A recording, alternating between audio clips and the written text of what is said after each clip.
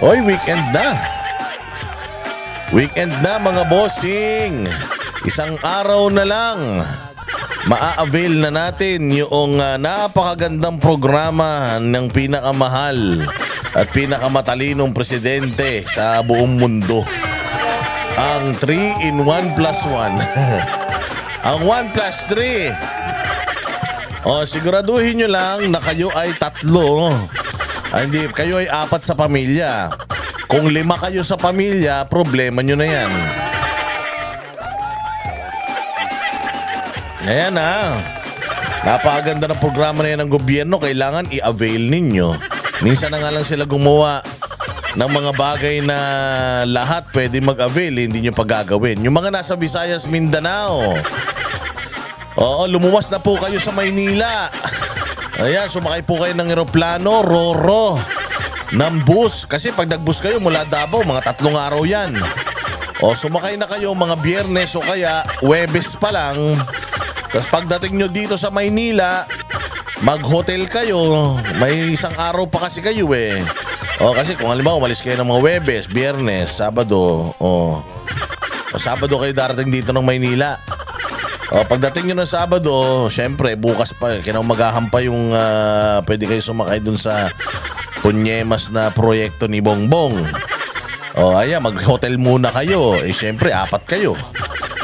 So, 4 kayo, hindi naman kayo kasya sa 1 kwarto, bawal yun. At least 2 kwarto ng hotel yung kukunin nyo.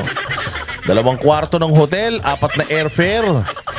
O kaya 4 na bus ticket mula Mindanao papunta ng Maynila. Oo, tapos bibili kayo ng ticket. 1 ticket lang ang bibili nyo diyan sa MRT mula Monumento papunta sa Baclaran. Utangin ng proyekto yan. Napakahusay talaga. O, kasi excited na excited kayo dapat ha. O, kasi maglilinggo na. Tuwing linggo lang yan available. Tuwing linggo lang kung kailan dapat nagpapahinga tayo. Maulan pa naman. Anak ng tinapay ito si Bongbong talaga. Gusto pa lumabas tayo ng bahay. Pasensyaan nyo na yung nakaraang vlog ko. Yung nakaraang vlog ko, naka-shades ako. Kasi pinagawa ko tong aking salamin, pinagawa kong transition. O, para kapag mainit ang araw, medyo siya, labo-labo siya. O, para hindi masyado masakit sa mata.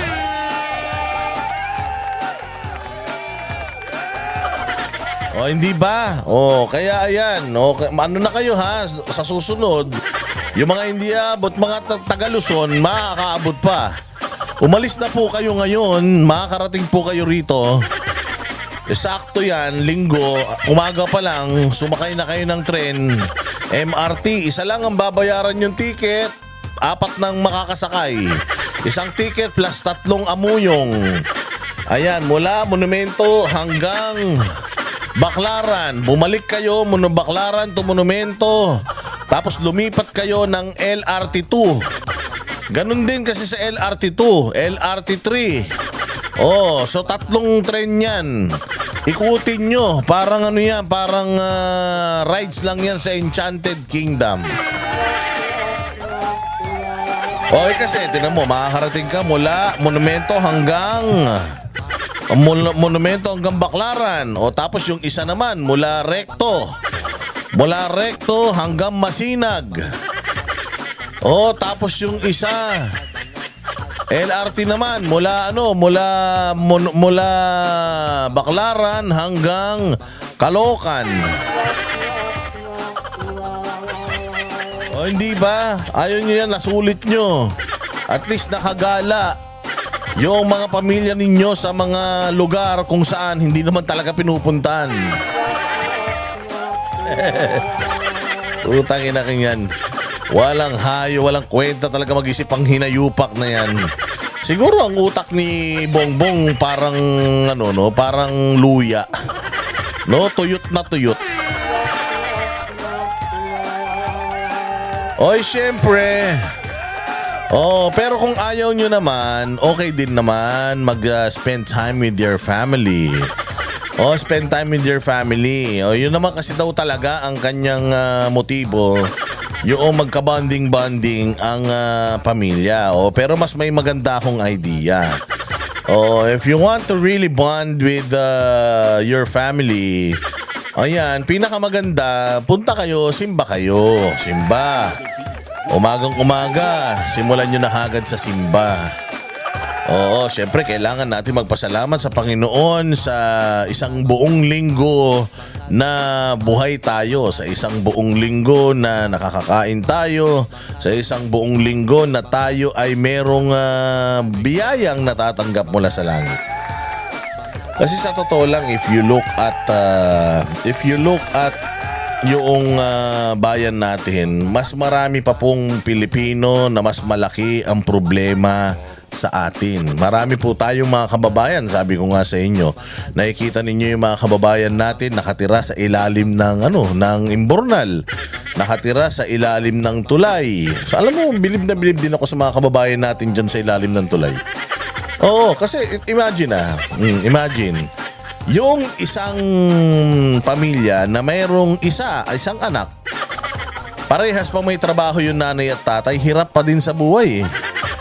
Hirap pa rin itaguyod yung pamilya. Nakakaraos pero walang extra.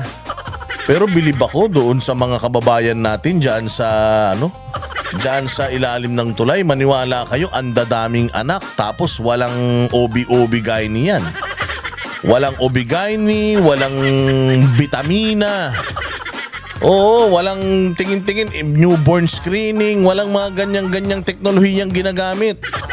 Oh, basta labing-labing lang ng labing-labing. Tapos padami lang sila ng padami. Hindi sila problema sa future nila. Hindi sila problema sa pampaaral nila. Oh, basta walang family planning. Oh, wala tayong ulam. Sige na, initin mo na 'yan.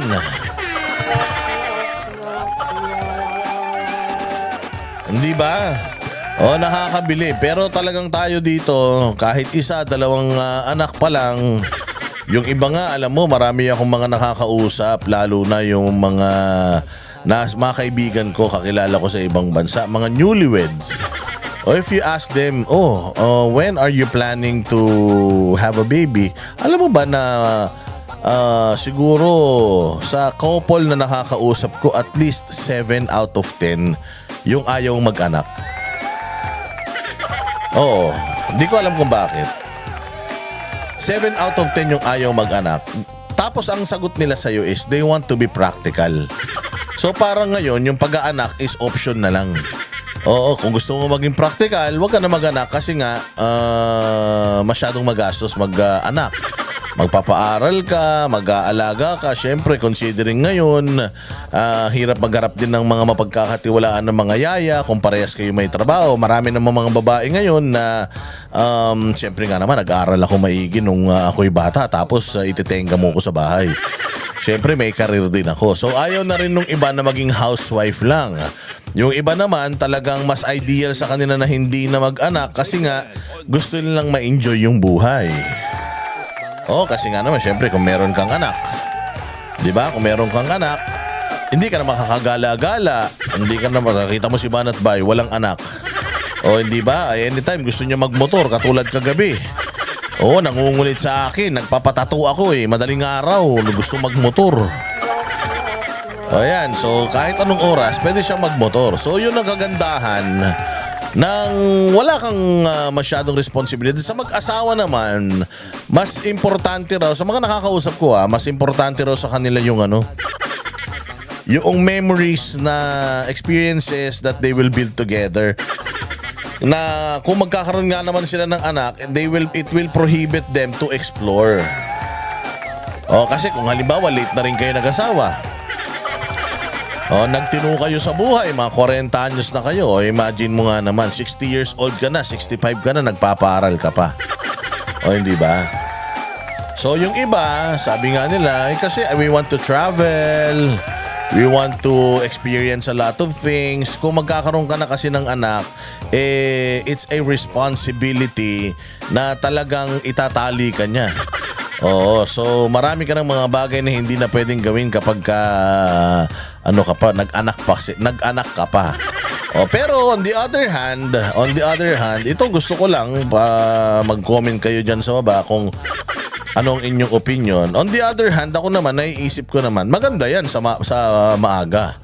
I mean, sa medyo mabata pa. Pero hindi ba pagka tumatanda ka na, syempre dalawa lang kayo magkasama habang tumatanda kayo, lumiliit yung circle of friends ninyo. Katulad ako, sa GC namin mga high school. Nung una, ang usapan, anak-anak lang sa kasal-kasal. Kakasal si ganito, kakasal si ganyan. After a while, biglang binyagan na. Binyag, ninong ka sa ganito, ninong ka sa ganyan. Katagalan yan. May mga, pare, punta na tayo sa lamay ni ganito. Sa lamay ni ganyan, namatay si ganito, namatay si ganyan. So, habang lumatanda ka, paliit ng paliit yung circle of friends mo.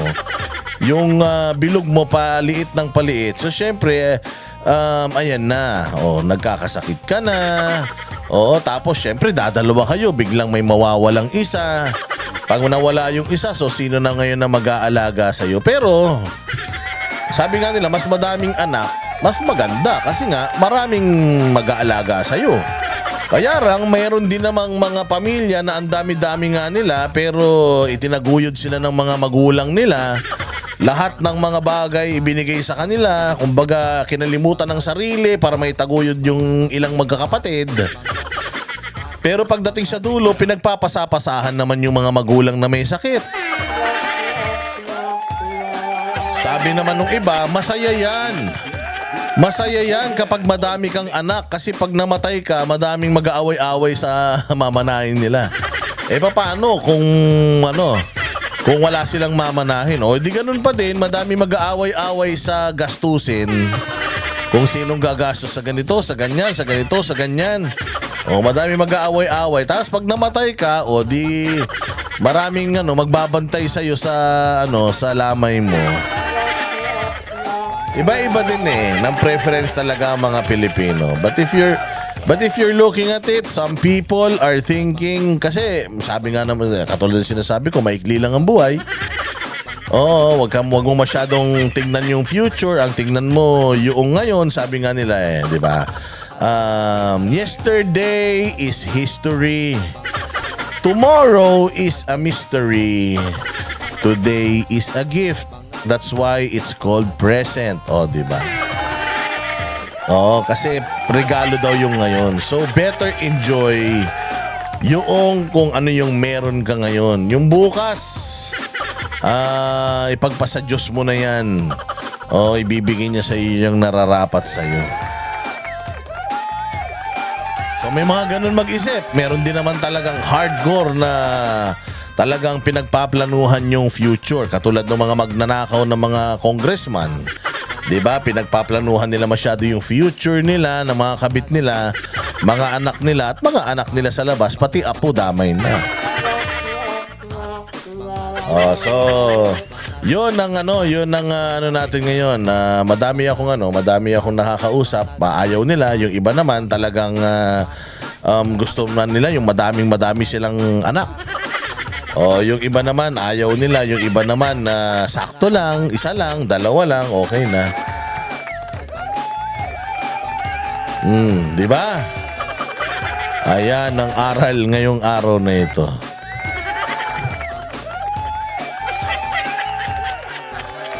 Kami ang boses ng masa, hindi natatakot.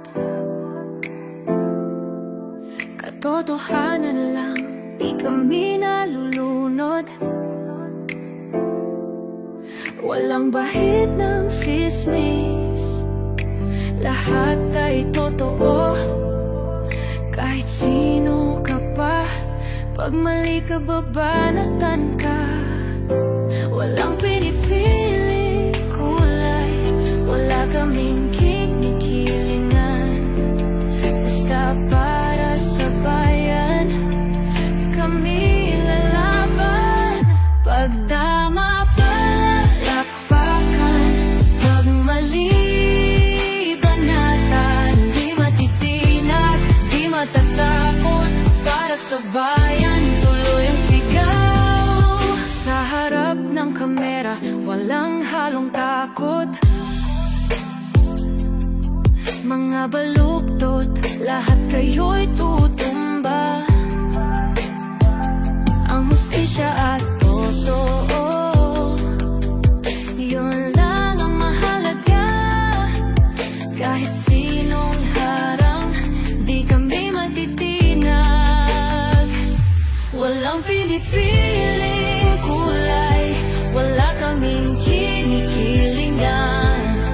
Basta para sa bayan, kami lalaban. Pag tama palapakan, pag mali banatan, di matitinag, di matatakot. Para sa bayan,